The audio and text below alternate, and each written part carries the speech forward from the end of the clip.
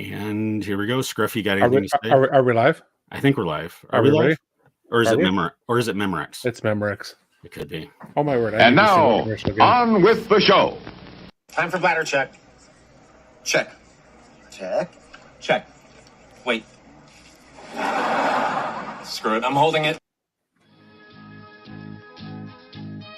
Podcasting, the final audio frontier. These are the legends of Brown Squadron. Our computer is picking up a strange signal. Here, sir, you better take a look at it. The ongoing mission? To explore the Star Wars universe and other nerd culture topics. To seek new content and new cantinas, bars, and lounges. To boldly annoy Scruffy by making too many bad jokes. Welcome to the Hyperspace Heroes Podcast.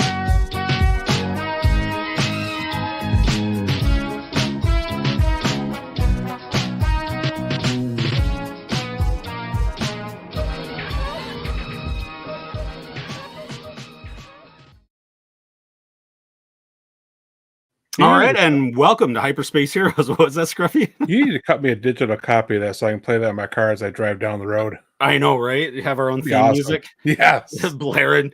Get the old bass woofers and stuff like that. That's what I'm talking about right there. Yep. Yeah. So welcome to Hyperspace Heroes. This is Brown Leader signing in. All wings report in. Brown 2 signing in. All right. And Brown 4 is on special assignment again this week. We're going to start a new second section called Random Thoughts from Scruffy. Well, random thoughts from Scruffy. Well, AKA dumb shit from Scruffy. Yeah. DB keeps saying he's on special assignment, and he's been kind of secretive about it. I'm not really sure, but I'm thinking Mrs. DB probably gave him an assignment. And he's probably raking the lawn. Great, that's gonna be stuck in my head the rest of the day. Stuck in your head the rest of the day, right? So yeah, Hyperspace Heroes episode 88 or 113 on the Spotchka scale tonight.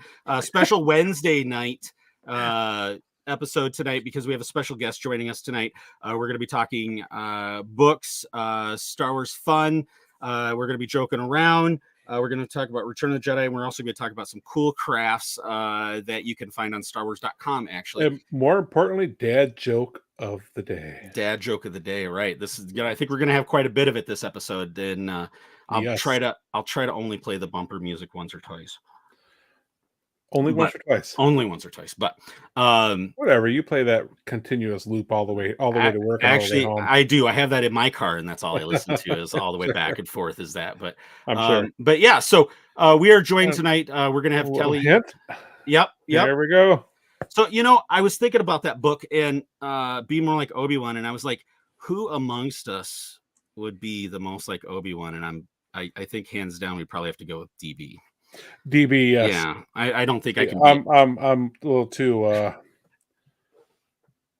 I'm uncensored in my voice. My when I speak. So I need to. I need to be more like Obi-Wan. Yeah.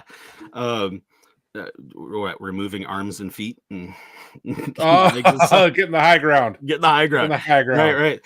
So okay, all right. So our guest tonight is the author of that book and many more, including Star Wars dad jokes, which if you've been watching the show has become our closing segment of every show. Also has contributed to Marvel Monsters, Star Wars Every Day. We're going to be talking about one of her new pieces that she's been working on, Return of the Jedi, a visual archive, which is the latest thing. She also works in the Marvel universe, doing Be More Like Spider-Man, the Marvel Studios character encyclopedia. And I also noticed on her website that she's cover to be revealed, something coming out yet, the Star Wars encyclopedia. So we'll definitely be looking forward to that. So if you haven't guessed it by now, our guest is Miss Kelly Knox, and we're going to bring her in right now. Welcome, Kelly. Welcome. Hi. Glad to have you. Thanks for inviting me. Yeah, absolutely. And true to my usual form, I've already pre-ordered the encyclopedia and ordered the Return of the Jedi just now. Rock on. He does. He gets distracted, and you can see how his collection grows behind him as he moves on and on and on. And I think probably a third of your buying has increased since we started this show. Probably. Yes. Mm-hmm. Yeah, because somebody will tell me about something. Like, oh, I gotta go. And they'll be like, Scruffy, are you there? I'm busy. Hold on. I'm buying something. Hold on. Welcome to the show, Kelly. Thanks for joining us tonight. Yeah. You know what? I was gonna read your bio here really quick, and I forgot all about that because I got distracted with all the wonderful You got most books. of it. You got. Yeah. You covered it pretty good. Yeah. So, why don't you tell our viewers and our listeners a little bit about yourself? Yeah. So I am a Star Wars author and Marvel author, like you mentioned. I've been writing for StarWars.com since 2016, I believe. I think it was right after Force Awakens. I started there by making crafts, and then eventually got into doing features, interviews, all that kind of fun stuff. Before that, I was the community manager on the game Star Wars Galaxies. That was now a very long time ago, but it was really fun. Dream job to work on that game. And before that, I had boring jobs like technical writer, and so it's I've been writing a long time, but it's only gotten more fun as I've gotten older. That's very cool. Very, very cool. Baldo T chiming in. Kelly's awesome lover work, and greetings, Baldo. Good to see you back in the chat tonight. So first question we're going to get into that we always ask our guests is, what does Star Wars mean to you? When I was a little younger, we'll say, there wasn't an easy way to watch Star Wars on, we didn't have phones, we didn't have iPads. So if you really wanted to rewatch it on your own away from the TV, you had to listen to it. And that's what I did, was I would listen to the music on my Walkman, because that's how old I am. And so it got to be where whenever I felt like I needed a welcoming or safe place to kind of escape to for a little while, I would put on my headphones and listen to the Star Wars soundtrack. And so I feel like that kind of feeling has always stayed with me when I think of Star Wars. And I think that's why I enjoy working in it so much, because it feels like a very familiar and comfortable setting or place, that still brings me comfort, even though I'm obviously not so young. So is it a Walkman or was it a Discman? It was a Discman. Discman? Okay, see. Yeah. See, my soundtrack was on something called an 8-track. Yeah. For those of you out there who are too young, 8-track was a big disc like this. That you plugged in, and you had to wedge a little piece of wood underneath it to get the play correctly. Yep. So yeah, that's how I would watch it in my imagination by playing the soundtrack. Right on. Scruff, you want to ask the follow-up? What was your first Star Wars experience?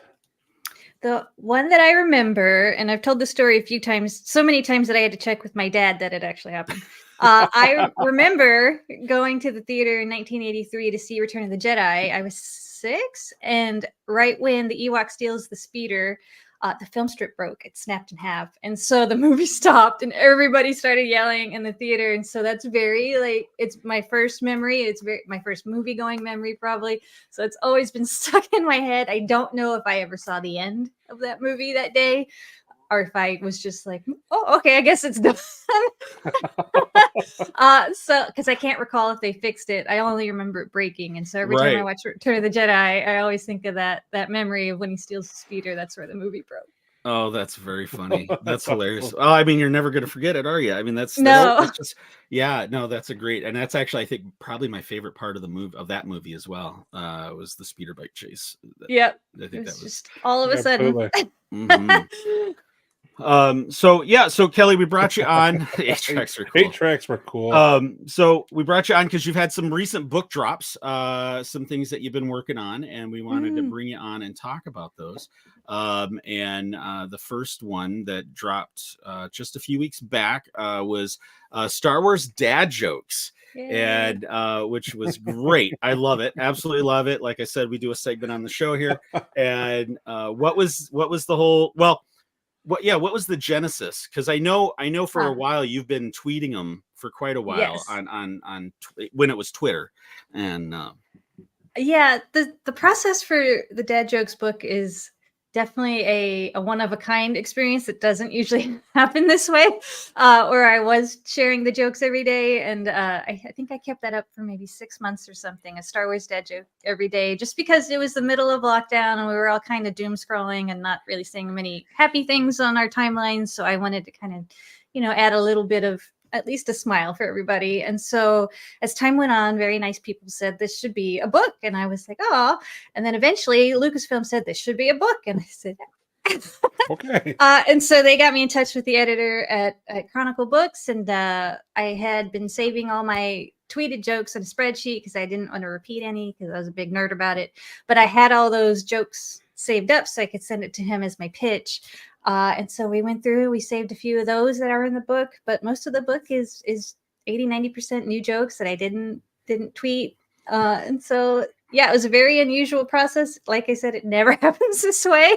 So it's been a really great experience to work on it.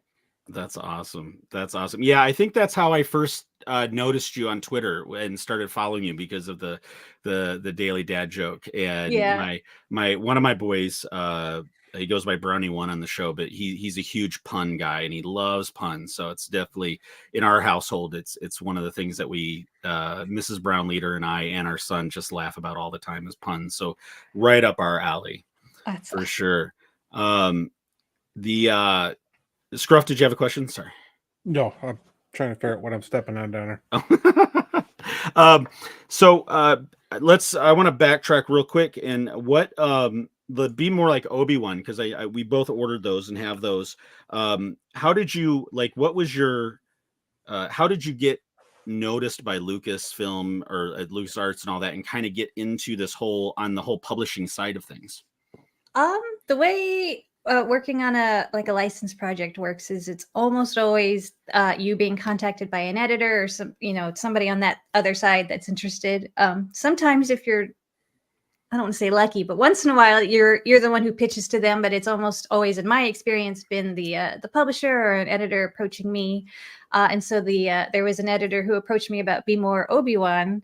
And for that one, they had the concept of the book because it's, part of a series, but then the actual quotes and images that are in that they had left up to me to kind of work with them to figure out which ones we wanted in there and the life lessons for being more like Obi-Wan that we wanted to include. So that was a very collaborative process with the editor, but they gave me a lot of control over the content in that book. So I really liked working on that one. It's one of my favorites. Oh, that's very cool. Yeah, no, we enjoyed that book, and I think Scruffy and I raced when we got our copies. We were racing to see who could finish first on that one. Yeah, my favorite, staying focused. Breathe, just breathe. Renew your focus begins with pausing in to take everything happening around you. And yeah, that one I really loved because it's something I need to do more often. It's dumb how much it helps just to stop and breathe. It sounds like the easiest advice ever, but it's always worked for me. So I wanted to get that one in there. Right on. And then we're going to touch on this in a little bit, is the crafts that you do and that you've posted up on StarWars.com and stuff. But that kind of probably led to, or first of all, how did you, well, let's kind of dip our toe into that. So the crafts that you do with StarWars.com, how did that connection kind of start? And I'm guessing that kind of helped lead to your contribution on Star Wars Every Day. Yes. So once again, it was Twitter, which is kind of unbelievable. But I had been sharing Star Wars crafts that I had done with my daughter when she was little. She'd wake us up at 5-6 in the morning and I wouldn't quite know what to do with ourselves. And so I would start making Star Wars crafts with her and sharing them online. And eventually the editor at StarWars.com noticed them. And he asked me if I'd be interested in doing it for the website. Of course I said yes. And then that went on for, I don't know, it might've been almost a year or so before I said, by the way, I have other writing experience. So if you need features or anything else. And he was like, oh, okay. Yeah. And so it kind of went into that. And then, I can't quite pinpoint what got me through the door to start working on books. Cause you can never really explain the process, I guess, because it's not the same for anybody, but I'm sure it played a big role in moving into that area. Oh, that's very cool. And we'll show our viewers for those of you listening, you'll want to come to the YouTube version or Twitter or Facebook. But some of the cool ones that I noticed on your site, the Death Star light switch, which I absolutely love. I thought that was very cool. The Endor coasters, love the natural wood cut and everything. And on StarWars.com, you've got the whole instructions on how to make all of this stuff, right? Yes. So for every craft, I try to give templates and instructions. I try to keep it to things that are easy to find. Hopefully, maybe save you a trip to the craft store with stuff you can find in like your recycling bin. That's one of my favorite things to do for crafts. But yeah, I try to keep them accessible for people who maybe have never even picked up a glue gun. So. Oh, that's cool. Yeah. One of your more recent ones, the she's Tuca doll. Yeah. That's so awesome. Straw Lula, she's actually one of the more complicated ones that I got to do because she's not as easy as you would think to just kind of tie straw together. She's got a lot of pieces to her, but she's probably my favorite thing I've made in a long time. That's cool. And then my absolute favorite one, Yes. of course, is the I trash compactor love monster. that. I love Halloween and Halloween crafts for Star Wars. I look forward to it every single year and try to think of a new way to do a Star Wars pumpkin. The Dianoga is one of my favorite ones too. Yeah, that was. I love that. That burned. That lives in my head rent free. When I first saw you post it, that one Halloween season, I absolutely love that one. So let's shift over kind of to the newest book, which is The Return of the Jedi, a visual archive. And let me pull the cover up here a little bit. So, and is this already out, or has it dropped already, or is it coming out soon? This one came out at the end of April. Okay. Yeah, it's already available. It is, you can't tell from the picture. I do have a copy of it, but it is phone book, textbook size. Like it's huge. And so it's really pretty on the outside, of course. The cover is gorgeous. A new painted illustration for Return of the Jedi. And then the inside is a lot of artwork. It's not just behind the scenes. The book goes into a little more detail about how things in the Star Wars universe are connected to Return of the Jedi, which I think it makes it a little more expansive than just a behind the scenes. So it'll talk about things like, Moff Gideon and Mandalorian or Night Sisters and Ahsoka to kind of to show you how far the galaxy has expanded since Return of the Jedi, but how so many of the elements that we see now came from that film. So that was really fun to explore. I was on a team with a few other writers for that one. Oh, that's very cool. Very cool. I saw a lot of the concept art in there too. Yes, there's a lot of great stuff from like Joe Johnston, and there's a lot of cool concept art. It's got little, I don't know what the word is, maybe peripherals or pullouts, but it's got little like booklets inside. Like this. So it'll have the page, but then it'll have like a mini. Like this is a mini booklet. Oh, very cool. Wow. Okay. And there's like a page. I don't know if I can find it easily, but there's foldouts of some of Ralph McQuarrie's art. There's like reproductions of Polaroids that you can pull out that shows a costume test from Endor. So there's a lot of fun little things like that in this book that I think kind of make it stand apart from like a behind the scenes only. Oh, I'm excited about that. I cannot wait to get that. It's huge. So you were able to get some shots to share with us, and like you were saying, here we're seeing Luke from more costume design, and like you were saying, tying in with his appearance in Mando. Yeah. Kind of tying the universe together. And then the next one, definitely some preliminary artwork for Jabba. Which is a very cool. That's almost disturbing on some of those pictures. They're very detailed. Yes, very detailed. Right. Yeah. Then Rancor, and again tying to, we've got a Bad Batch tie-in here with talking about the Rancor. Moochie. That's what it was. That's right. Moochie. And then I think this is one of my favorites. Murder Bears. And but the Ewoks and the again, some of the concept art, you could see how they evolved.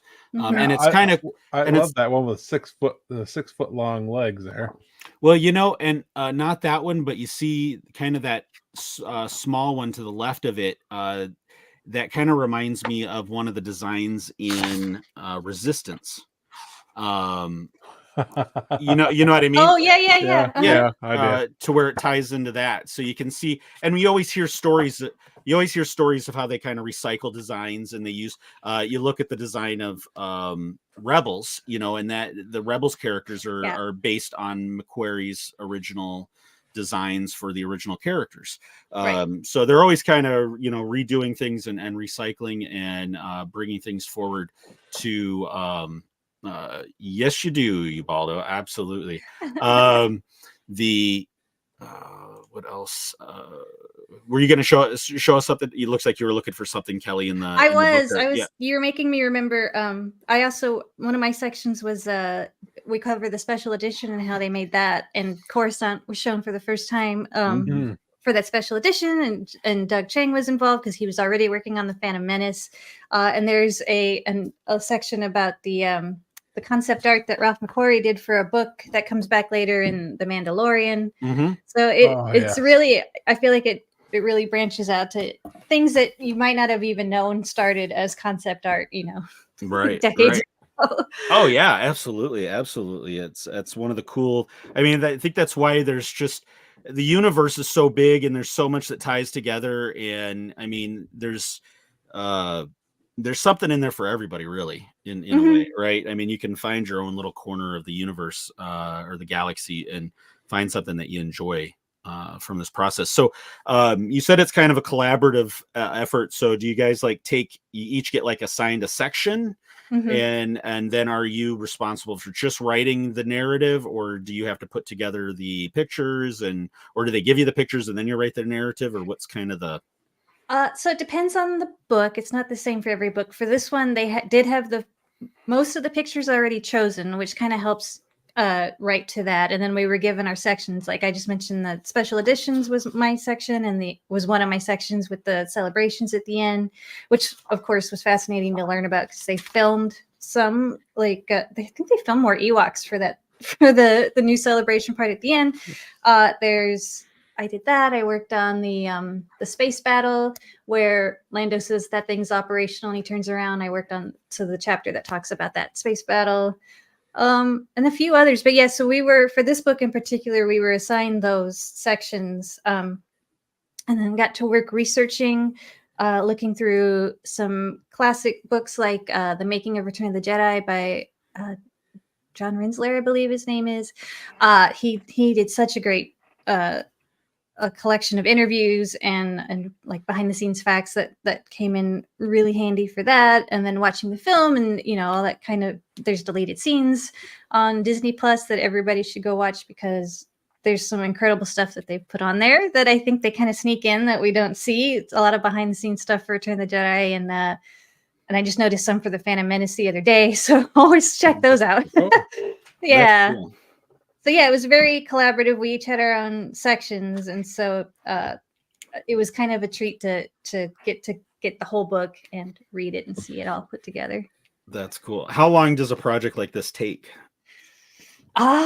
Months usually, but again, it depends on the project. Right. Yeah. Dad jokes was actually pretty quickly put together, but I did not.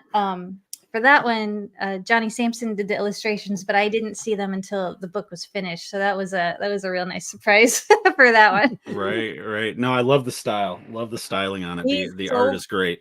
So good, and it made me laugh so hard. And I mean, it was so I had no idea what to expect when I saw the book for the first time, and I was dying.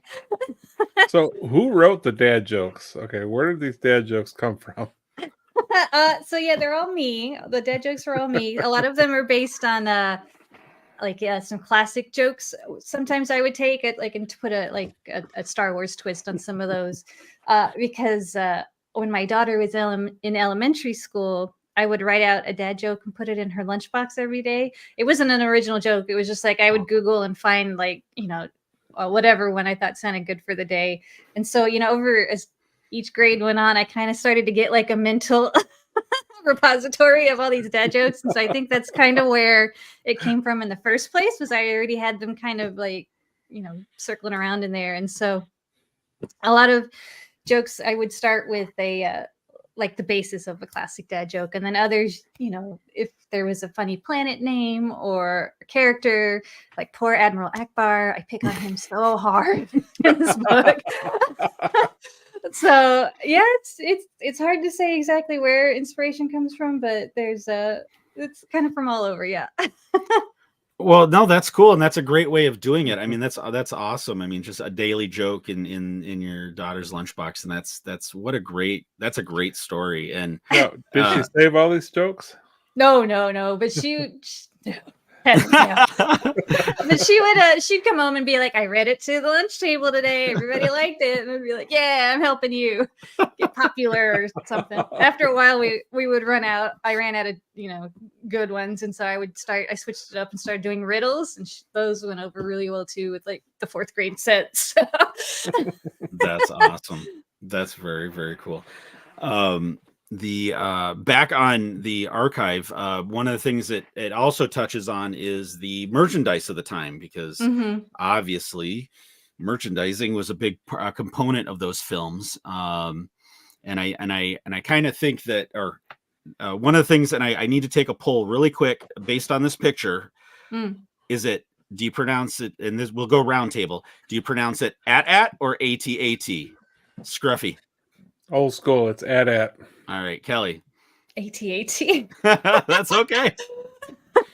And I'm an AT guy myself. I was listening to, if you go to some friends of ours, What Does Star Wars Mean to You? Their latest episode, they actually play the audio from the original AT commercial back in the 80s. And because they were talking about the same kind of thing. And I thought it was very cool to hear, and I'm sure you can find it on YouTube and all that kind of stuff. But yeah, they do call it AT in the commercial, and I think that's probably that's cool. Yeah, I think that's probably why Scruffy and I got stuck that way. Pretty much, yeah. Listening to it, but yeah, it talks about the merchandising of the era, and then Scruffy's favorite part. Oh yes, I love it. Caravan of Courage, the Ewoks movies, and which at the time it was epic because. At the time, there was no, we took whatever we could get. So, that's why my love of the holiday special is there, because I took what I could get. And so, at the time they were awesome. At the time, we go back now and I'm like, wow, these are just not very good. I don't mind them as much. They're fun, but I'm also a Star Wars dad joke fan, so I think that's probably it's kind of fun, harmless fun. You'll notice a lot of parallels or things that they do in those, because I know, Kelly, you were talking before we went on air about you haven't seen those yet, and I haven't. They're fun. I mean, it's they're not. They're a product of their time. There you go. Yes. Perfect. They're not bad. They're a product of their time. Right. Yeah. If I had seen it, I mean, I might have seen them and just don't remember, because I probably would have been 6 or 7. Right. They're not nearly as bad as the holiday special. How's that? I have seen the holiday special. Yes, I torture myself with that every year. It has to be done every November 17th ish, somewhere around there. I gotta watch it. And every year I ask myself why. When I worked on Star Wars Galaxies, we really embraced Life Day, so I did watch it a few times when we were working on it. That's awesome. So speaking of that, we do have a question, and from one of our listeners, and from Doc Chris Kempshaw, otherwise known as Brown16. We've had him on the show a couple times. But yeah, ask Kelly what her favorite computer game is and why is it Star Wars Galaxies. Yeah, he probably knew I'd bring it up. Yeah. So yeah. Before I worked on it, I did play it a lot. What kind of work did you do on the game?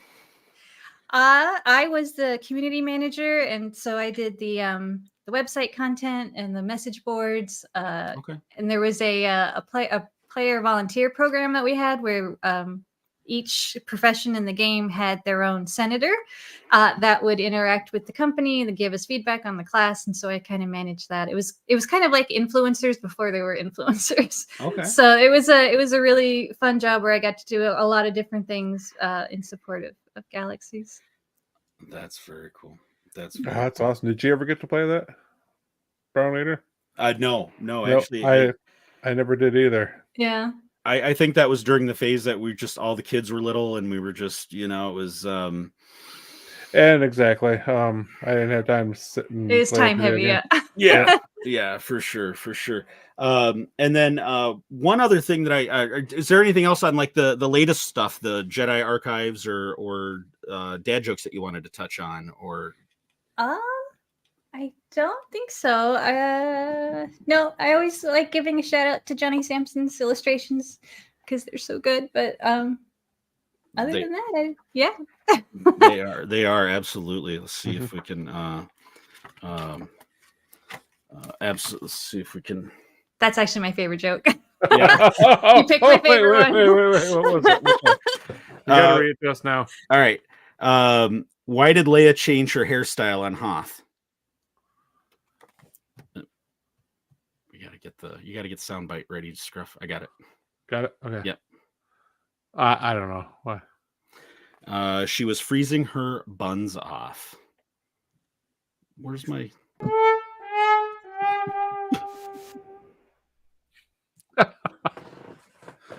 So good. I love it. I absolutely love it. There's something you never thought you'd see, Scruff. Oh yeah. Tuscan doing stand up. Yeah. 70s right there going on with the stash. Oh, look at that stash. So I need to grow that back out. that would be great, Scruff. I would love to see that. Absolutely, without a doubt. Yeah, but it never gets that long. It's just like peach fuzz across the top of my lip. When I first met my wife, I had that peach fuzz going on here, and I'm not sure because I see pictures. I look back at pictures now. And I'm like, what were you thinking, girl? Really? But I don't think it only lasted about 9 months after I met her, and she talked me into shaving it off. Fortunately, which is probably the best thing for me.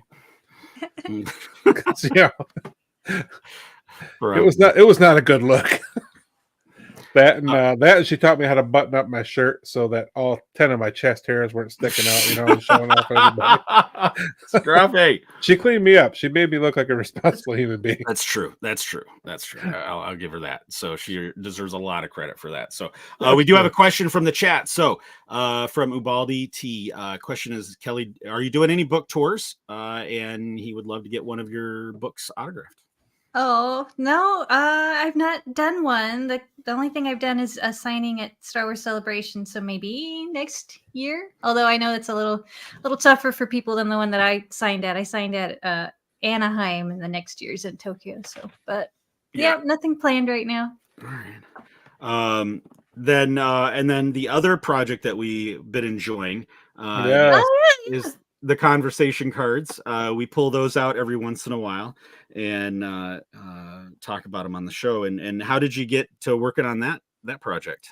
That one, again, the editor approached me. I never did really ask why they picked me for that one. But I had that one.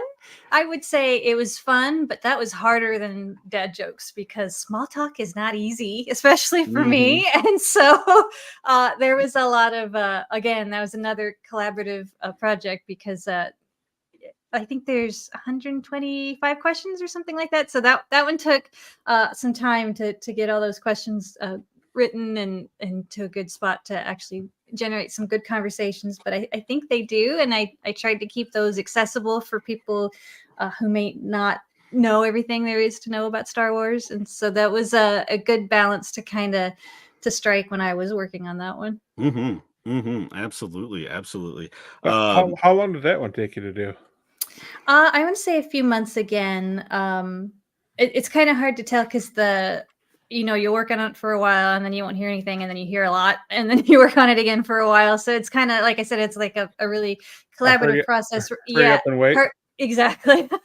But that one did take a while, but because like I said, those are actually how did you research a lot of those questions in terms of did you research a lot? You know what I mean? What was your development process for the questions?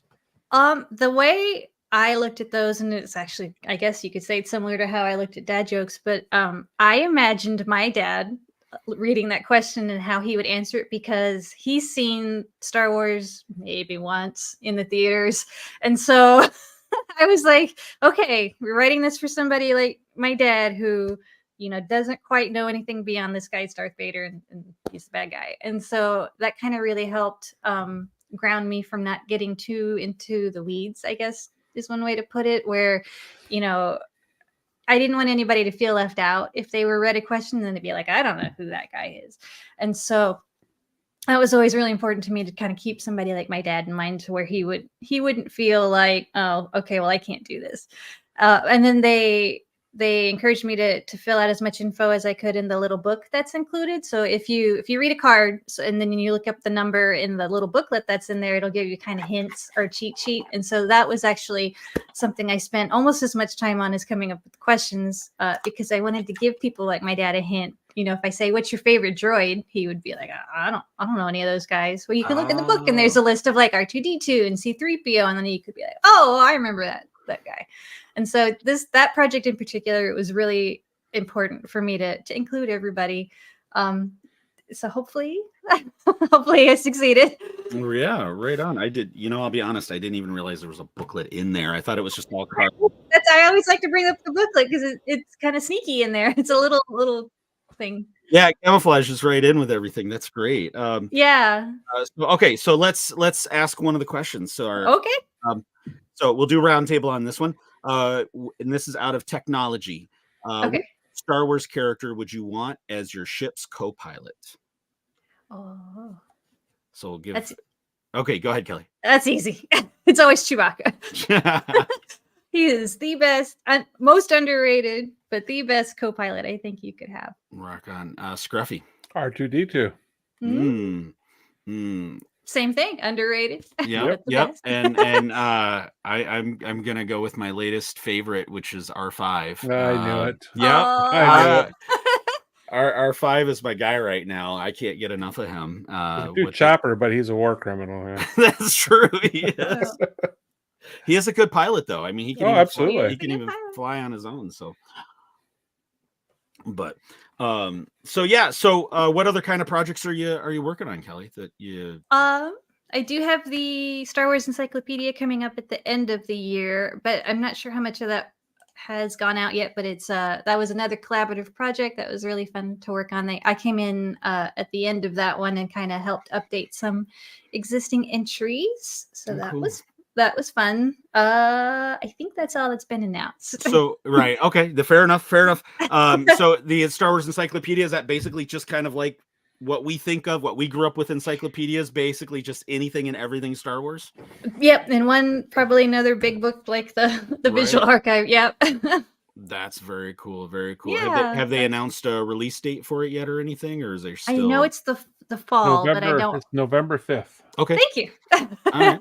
I'm looking at it right now. Probably doing a pre-order too on it, aren't you? Yep, I pre-ordered it. Yeah, of course.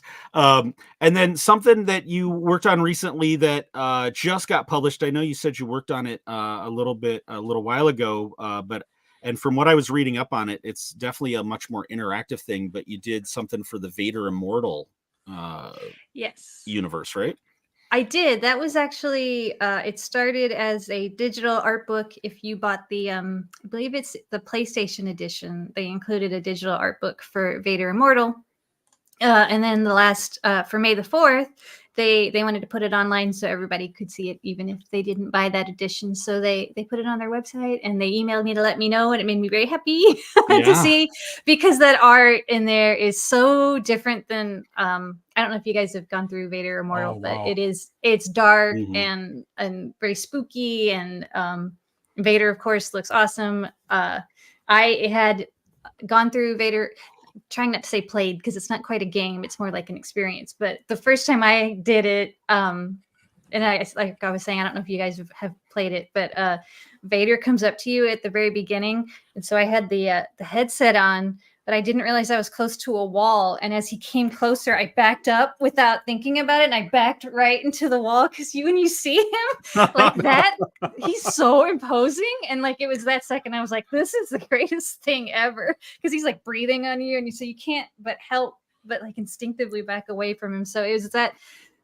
kind of it's so immersive and so much fun. So I really enjoyed getting to work on that project and see the concept art. There's some spooky rancors and ghosts looking guys. And so it's a very unique Star Wars project. So I was really happy that they were able to get that art out there. Yeah, Amazon has a few images of the art. It looks amazing. Yeah. A lot of, yeah. There's a lot more on ilmimmersive.com, I think, is where they put the most art. Yeah, that's where I saw it when you had posted about it. I clicked on that link and was checking it out, and it was very, very cool. Very, very it's cool. It's really stuff. cool. Yeah. Scruff, did you have any other questions about any of the books or anything? Anything you can tell us about the encyclopedia? It's cute. No, I don't think much has been released yet. Hopefully pretty soon. And I think one thing I can tell you I'm allowed to say is Return of the Jedi Visual Archive is not the only visual archive planned. Ooh. But I can't say anything other than that. That's awesome. Okay. That's enough. That's very cool. Yep, that's enough. Yeah. Okay. Don't say what you're not supposed to. That's fine. Yes, I think that's the part they said I could say. So. Oh, that's very cool. No, that's awesome. I mean, that's gonna be awesome. I mean, what do Star Wars fans love the most? Something else coming out, right? I mean, we're always looking forward to the next thing, and we can't satiate our appetites enough. It seems like half the time, right? Yeah, sadly, yes.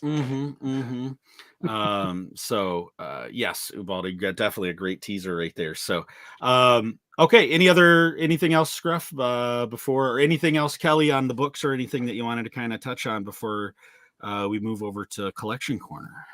Father's Day is coming up. Get Star Wars dad jokes, or give it for your mom for a late Mother's Day present. There you go. Nice pitch. And we just passed Mother's Day, so happy Mother's Day, Kelly. Thank you. Yeah, so we should have started the show at that. I'm sorry about that. No, that's but okay. Go, Scruff. I want a demo on how to make the pumpkin Dianaga. I'll walk you through it. Oh, I love that. I have to make one of those for Halloween for sure. Yeah, that's one of the ones where I got to use a lot of like bits from the recycling for all the floating trash in there. Yeah, I really like that project. And if you go to, so you can go to StarWars.com, or probably the faster way would be to go to Kelly's website, which is kelly-knox.com, and scroll down to the craft section, and she's got all the links right there in terms of the crafts. And there's Scruffy, there's step-by-step instructions on how to do that. Awesome. I'm there. So, well, cool. Well, Kelly, thank you for coming on and sharing everything with us. We really appreciate it. And we may think of a question as we're moving forward, but we wanted to kind of move over into our Collection Corner segment. And Scruff, you got the soundbite? I got it. Got it? Okay. Yeah, I got it. What is this place? What is it that you do here? Merchandising. Merchandising? What's that? Merchandising. Come, I'll show you. Open up this door.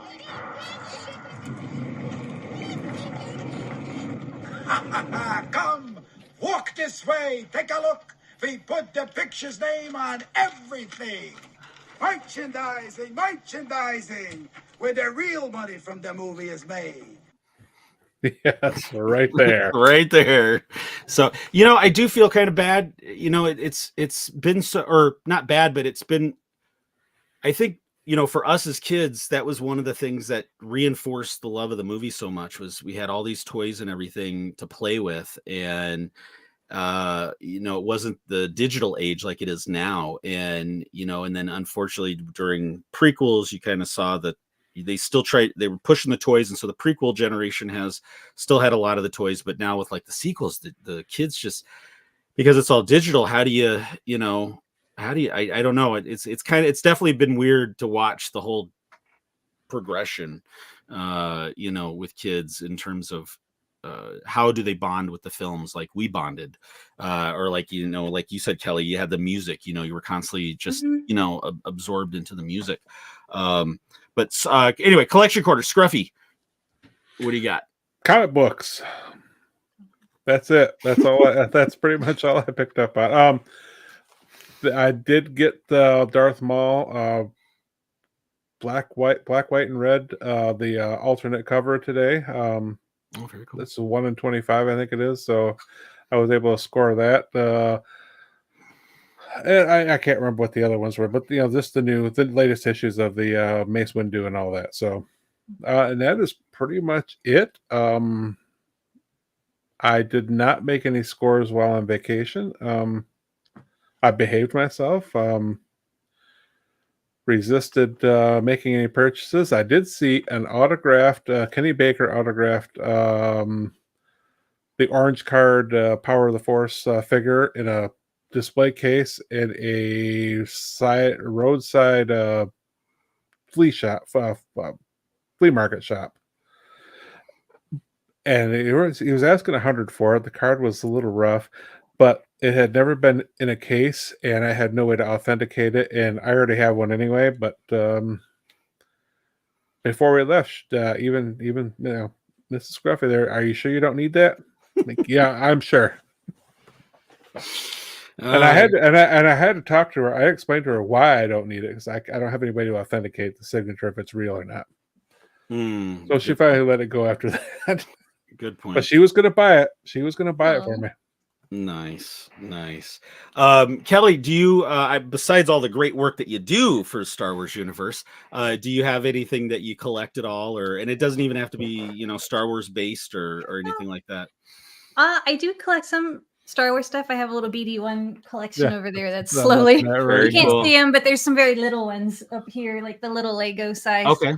Guys. Awesome. So I collect those. And then this is my Obi-Wan section. Very nice.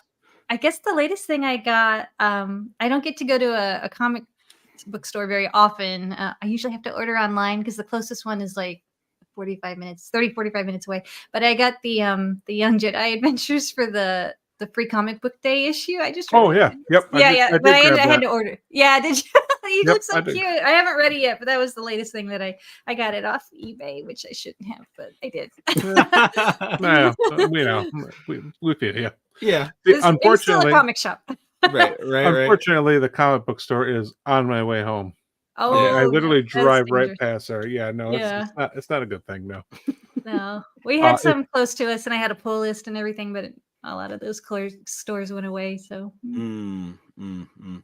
I see a fascinating piece of art behind you. Amidala, the Amidala. Yes, that was from I believe it was like the American Library Association had a convention here, and at their booth they had, this is the cover of her YA book, the first one, not Queen's Shadow, but it's one of those. Yeah. So yeah, that's like a poster size of the book cover, and then that's Ray I commissioned from an artist. Yeah. Very cool. Yeah. Very, very cool. Very awesome. So I did not add anything this week, but I'm still we all got all three of us have birthdays in May, and we all work at the same place, and so my team got together and got us our custom logo blankets. They have our names at the bottom, and so I'm definitely hanging that up for the whole month of May. So to give them credit, and I think I might have to bring in my team also got me some custom seat covers you do not. No, you do not need to bring those in. Yes, some custom seat covers for my car, and my wife was an enabler and helped them, and they are seat covers of Scruffy, actually. Okay, so I came to work one day, and an employee came up to me and said, "I need to take a picture of you." No, you don't. No, I really do. I really do. So she talked to me about what she was going to do, and I said, "Okay, fine." So it's me, and I'm going like this, or something like that. And she explained to me what she was going to do, and I thought, maybe like this, like a headrest. covers, on the headrest. No, I didn't realize I was going to be riding shotgun in this car for the rest of his life. Yep. It looks. He literally sits on my lap when he drives to work. Yep. That's how big it is. It's pretty funny, and That's pretty great. I've turned around and out of the corner of my eye, I've seen people sitting in my car now because of those seat covers. Like, that is so wrong. I think I'll have to put one on this That's chair. so awesome. I'll put one on this chair for one of the episodes, and I'll pretend to be you and sit behind the chair and broadcast. So it's the Scruffy and Scruffy show. Oh, nice. But in some quick collector news, an exciting update for us, which is longtime listeners know we always go to the ICCC every year. It's in October this year. They finally made their first announcement. Yes, we've been waiting. We have been waiting quite some time for them to start announcing guests. And Michael has announced this is like as of like 2 hours ago. That the badge artist for this year, Jeremiah Pantoja, maybe. And he is also his business is Artistic Lifestyle. So I can't wait to see some of his art when we get down there for sure. So congratulations. And I think he runs the ICC Funko page as well, because that name's really familiar. I think you're right. I think he does. So but yeah, so definitely we always post, and that's another reason I'm wearing the ICC hat today. It looks like we lost Brown leader, but we'll continue on. We're still live. So yeah, there he is. Stop. There you are. I'm trying to add you. All right, there we go. I don't know what happened there. That was yeah. Oh, I didn't do it. Yeah. I didn't do it. Yeah, okay. But yeah, no, we always like to give them a shout out for the ICCC. We go every year. And yeah, so that is all of the collection news I have. So I think we'll start to wrap up. Kelly, it's been a joy to have you on. We really enjoy having you. Why don't you tell everybody where they can find all of your stuff? You can still find me on Twitter way too often at Kelly_Knox. My writing is still going strong for sites like StarWars.com. I'm also writing for DCComics.com and Crunchyroll. If anybody likes anime, you can find some of my writing at those sites. And yep, I have dad jokes out now. Return of the Jedi out now. I was actually writing all three of those books at the same time. It was very wild last year. Wow. And then yeah, the encyclopedia in the fall. So keep an ear out for more. Very cool. Yeah, Very definitely. cool. Give her. Go ahead, Striff. We didn't get the intro song and the dad joke yet. It's coming.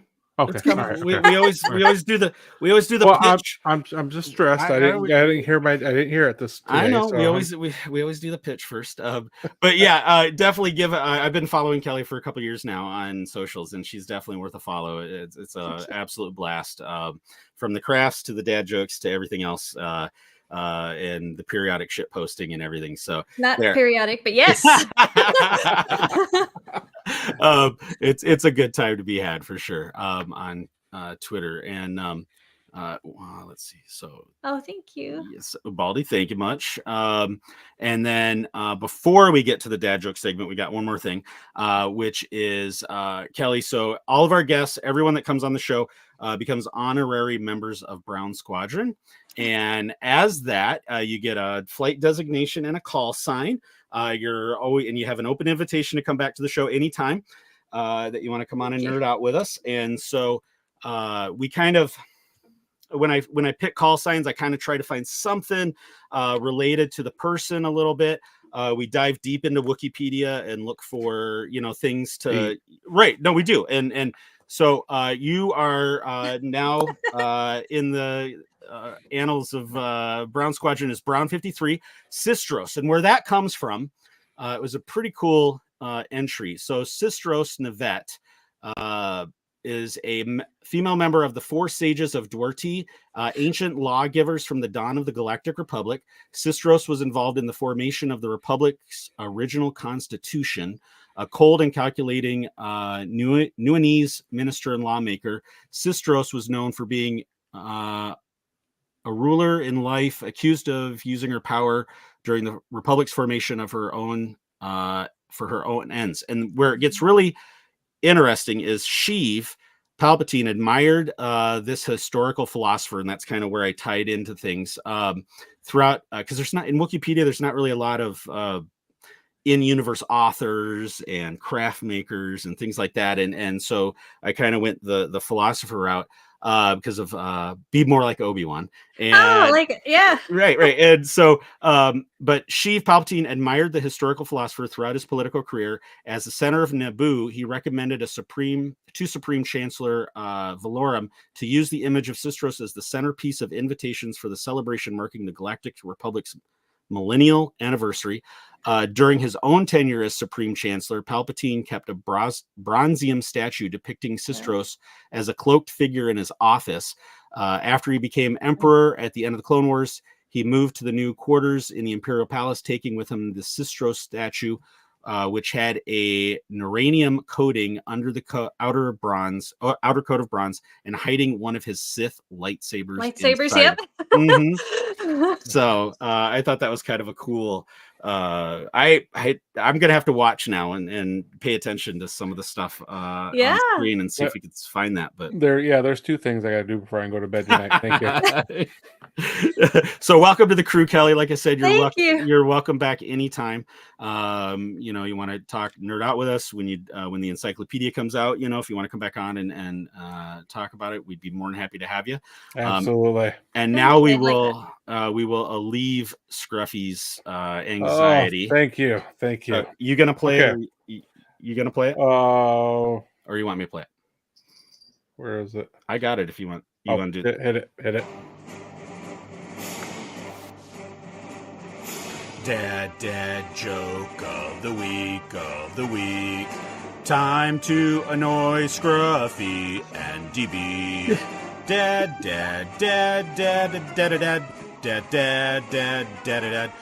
joke of the week.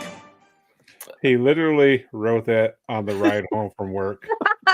It's pretty solid. I like it. I know, right? It's not bad, is it? Not bad at all. I was impressed.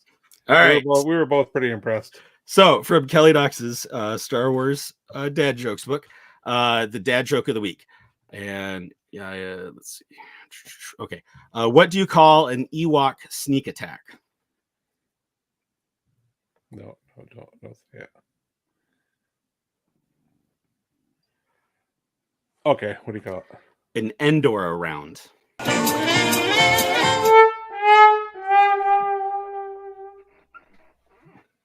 So, Kelly, thank you for giving us all that. I really appreciate it. Thank you. It's what you have provided him with hours of entertainment. Absolutely. Yep. I absolutely love it. So that's our dad joke of the week. And again, Kelly, thanks for coming on the show. We really appreciate having you. And thanks again. Yeah, absolutely. And let's see, I've got with that, like I said, follow her on the socials, go to her website, order the books, absolutely order the books, get them on order. Be like Scruffy, pre-order everything. Absolutely. And later on, you got stuff arriving you forgot you even ordered. Absolutely. So, for Hyperspace Heroes. Oh, also one other thing I wanted to make sure to plug. This weekend, the 19th, Sunday the 19th, we will be going down to Motor City Con outside Detroit, Michigan. So we're going to be there on Sunday walking around. We're going to be definitely fanning out with everybody, but if you see us, look for the six of our listeners. Yeah, right. Look for the logo. We'll be wearing shirts with the logo. We've got swag we'll be giving out and everything. So stop us, say hi. Again, all 6 listeners, and we're definitely going to be in some autograph lines. We're hoping to get our picture with Paul Sun Hyung Lee, which we're really looking forward to. So that's going to be a blast. Follow Hyperspace Heroes, follow us on all the socials. You can email us at brownsquadron@gmail.com, and subscribe. That's what we always forget to say. Do the little subscription thing, the bell, and all that. So we'll have another episode. This was a special Wednesday edition tonight, and we're going to be doing another our normal Thursday night episode tomorrow night with author Brian Young, and we're going to be diving into the BattleTech universe a little bit. He's also the co-host of Full of Sith podcast. So we're going to have him on tomorrow night. So make sure you check that out. And yeah, with that, I think we'll get out of here. And this is Brown Leader signing off for the crew. And you have been listening and watching Hyperspace Heroes. That's no moon.